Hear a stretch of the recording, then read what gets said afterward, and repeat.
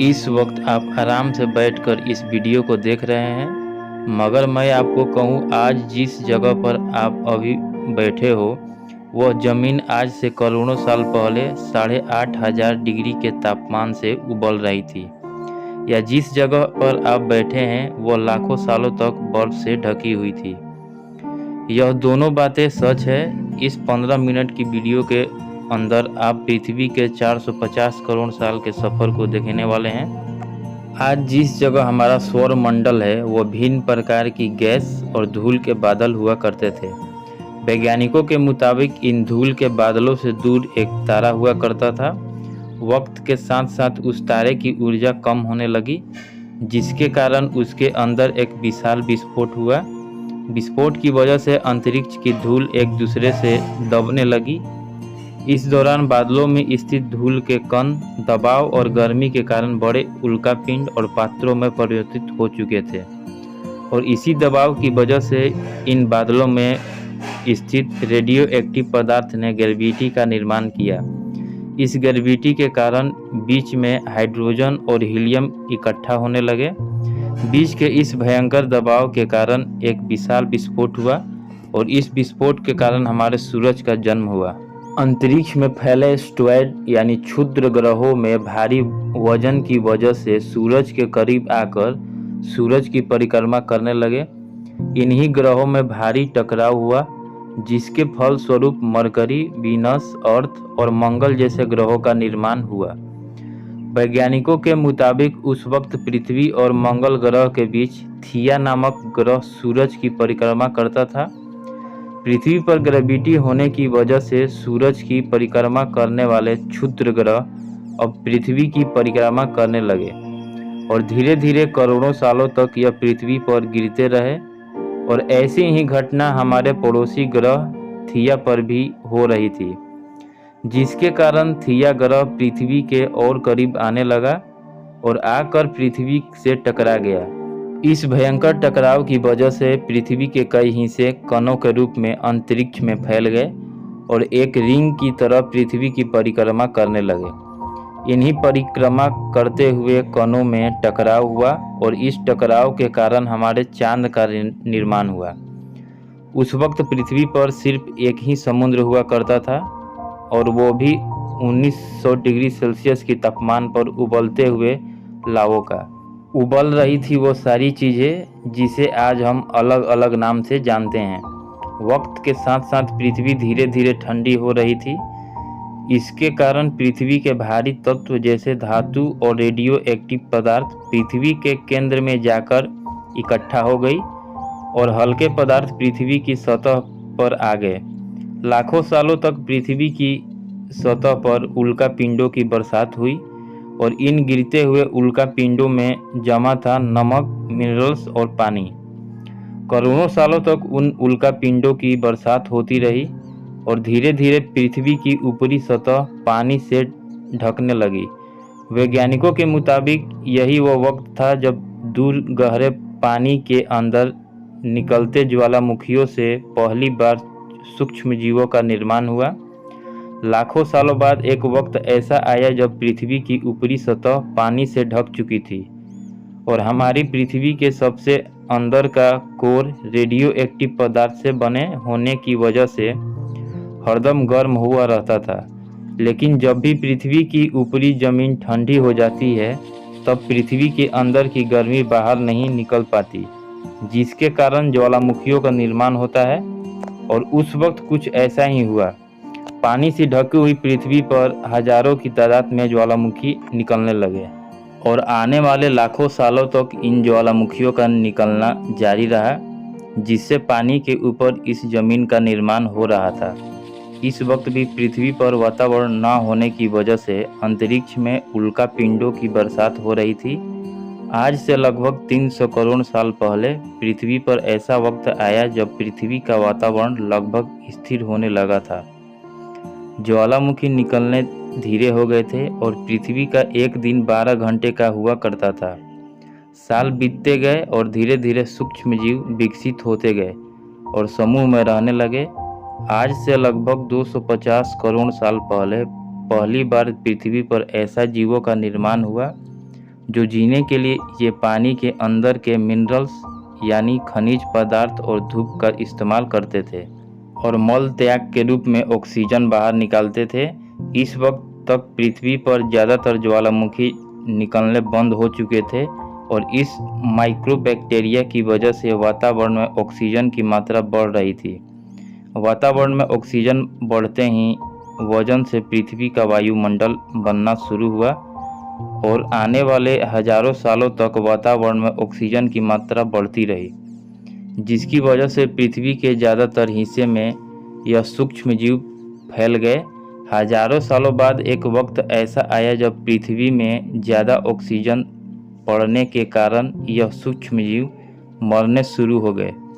उस वक्त तक पृथ्वी का वातावरण ठंड होने के साथ साथ ऑक्सीजन से भी भर चुका था, जिसके कारण जमीन और वातावरण में स्थित आयरन यानी लोहे के मिनरल्स पानी के स्थित ऑक्सीजन से रिएक्ट होने लगे। और एक वक्त ऐसा आया जब पृथ्वी की जमीन आज के मार्स जैसे लाल हो चुकी थी।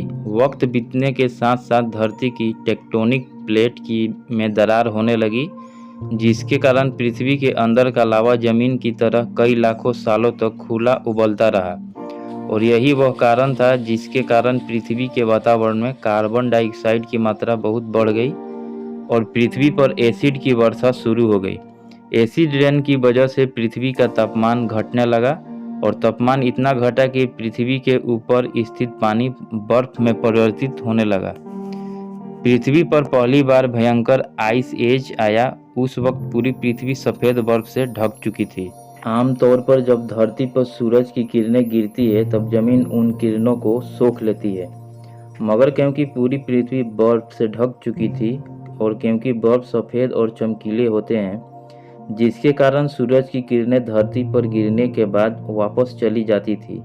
इसी कारण से पृथ्वी कई लाखों सालों तक बर्फ से ढकी हुई थी, मगर फिर से पृथ्वी के अंदर स्थित गर्मी ज्वालामुखियों के रूप में निकलना शुरू हो गई और ज्वालामुखियों से निकलने वाली गर्मी ने बर्फ को पिघलाना शुरू कर दिया। इसी बीच पृथ्वी के गहराई में बसे कुछ सूक्ष्म जीव धीरे धीरे बदल रहे थे और अब वो ऑक्सीजन को अपने शरीर को बड़ा और जटिल बनाने के लिए इस्तेमाल करने लगे थे। इस बीच पानी में अलग से छोटे समुद्री पौधे निकलने शुरू हो चुके थे। जैसे जैसे ज्वालामुखी निकल रहा था वैसे वैसे वातावरण में कार्बन डाइऑक्साइड की वजह से गर्म हो रहा था। वक्त के साथ साथ बर्फ पिघलने लगी, मगर धरती पर फिर से एसिड की वर्षा शुरू हो गई, जिसके कारण फिर पृथ्वी ठंडी होने लगी और फिर पृथ्वी की ज़्यादातर सतह बर्फ से ढक गई। ऐसा बार बार कई हजारों सालों तक होता रहा और इसी कारण से अब समुद्री जीव धीरे धीरे वातावरण के हिसाब से विकसित हो रहे थे। इस बीच कई सारे जीव समुद्री जंगल विलुप्त हो गए, मगर जो बच गए वह धीरे धीरे पृथ्वी के बदलते तापमान के हिसाब से ढलते गए। हजारों साल बाद समुद्री पेड़ बर्फ की वजह से पूरी तरह से मरते या सूखते नहीं थे। अब सूक्ष्म जीव समुद्री जीव बन चुके थे। जब फिर से ज्वालामुखियों ने पृथ्वी की बर्फ को पिघलाना शुरू किया, तब यह समुद्री पेड़ जल्दी विकसित होकर फैल गए। धीरे धीरे वातावरण में ऑक्सीजन की मात्रा बढ़ने लगी और पृथ्वी पर होने वाली एसिड रेन बाद में कम होने लगी। वातावरण में ऑक्सीजन आने की वजह से पृथ्वी की ओजोन लेयर मोटी होने लगी और आज से लगभग 47 करोड़ साल पहले पृथ्वी की ऊपरी सतह पर पहली बार मोसोस नामक प्लांट उगना शुरू हुआ। वक्त के साथ साथ जमीन पर अलग अलग प्रकार के पौधे और पेड़ उगना शुरू हो गए। एक वक्त ऐसा आया जब जमीन के पेड़ों की लंबाई लगभग 80 से 100 फीट जितनी या आज के 5 से 6 मंजिला बिल्डिंग जितनी ऊंची हो चुकी थी। धरती की ज़्यादातर जमीन एक जगह इकट्ठी हो चुकी थी, जिसे आज हम पेंजिया महाद्वीप के नाम से जानते हैं। पृथ्वी का वातावरण और तापमान लगभग स्थिर हो चुके थे और अब करीब 21 से 23 घंटे का दिन हुआ करता था।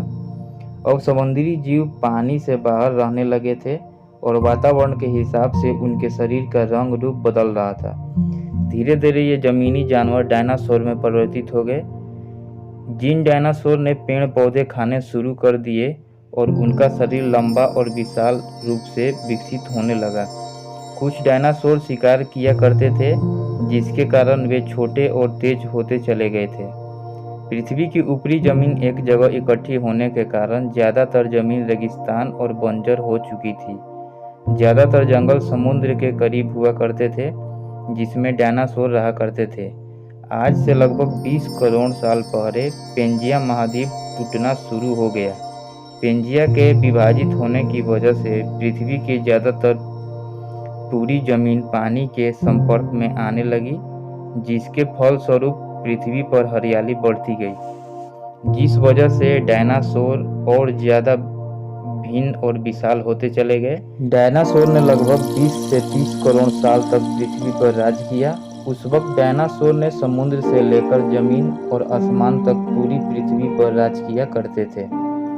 इस दौरान अफ्रीका से टूटा भारत सीधे आकर के आज के तिब्बत से टकराया और इस टकराव की वजह से हिमालय का निर्माण हुआ था। आज से लगभग 6.5 करोड़ साल पहले पृथ्वी की तरफ आज के माउंट एवरेस्ट से भी बड़ा लगभग 4.5 लाख करोड़ जितना वजनीय उल्का पिंड लगभग 80,000 किलोमीटर प्रति घंटे की स्पीड से पृथ्वी की तरफ आ रहा था।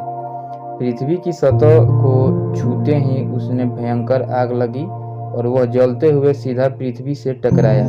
इस टकराव से निकलने वाली ऊर्जा आज के 10 करोड़ परमाणु बम एक साथ फटने के बराबर थी। जहां यह उल्का पिंड गिरा, वहां के जानवर और पेड़ तुरंत भाप बनकर जल गए। गिरते ही पृथ्वी पर पूरी तरह धूल फैलने लगी, समुद्र में भयंकर बाढ़ आने लगी। भूकंप और आग ने पृथ्वी को जलाना शुरू कर दिया। कुछ ही घंटों में पूरी पृथ्वी के वातावरण में हानिकारक गैस और धूल की वजह से पृथ्वी नर्क हो चुकी थी और डायनासोर पूरी तरह से विलुप्त हो गए। इस वक्त हमारे पूर्वज जमीन के अंदर रहा करते थे, जिसके कारण वह इस विशाल प्रलय से बच गए। पृथ्वी का वातावरण पूरी तरह से काला और अंधेरा हो चुका था, जिससे धूप भी जमीन तक नहीं पहुंच पा रही थी। पृथ्वी से पेड़ और ज़्यादातर जानवर विलुप्त हो गए। वातावरण में धूल और हानिकारक गैस के कारण पृथ्वी पर फिर से एसिड रेन की वर्षा शुरू हो गई और फिर पृथ्वी ठंडी होकर बर्फ से ढक गई। लेकिन इस बार पृथ्वी की बर्फ लाखों सालों तक नहीं जमी रही और 80 से 90 हजार साल बाद यह बर्फ पिघलनी शुरू हो गई। जैसे ही धरती का वातावरण फिर से पहले जैसा होने लगा, वैसे ही यह छोटे जीव जमीन से बाहर आना शुरू हो गए और उस वक्त पृथ्वी की बर्फ पिघलनी शुरू ही हुई थी, जिसके कारण अफ्रीका में घने ठंडे जंगल हुआ करते थे और इसी बीच यह जमीनी जीव बंदरों में परिवर्तित हुए। मगर जैसे जैसे पृथ्वी गर्म होने लगी, वैसे वैसे अफ्रीका के जंगल सूखते चले गए। जंगल की चीज़ें खाने वाले बंदरों को खाने की कमी होने लगी। खाने की तलाश में इन बंदरों ने अपने पैरों पर चलना शुरू कर दिया, जिससे उन्हें दूसरे जानवरों के शिकार करने में मदद मिलने लगी। धीरे धीरे बंदर एप्स में परिवर्तित हुए।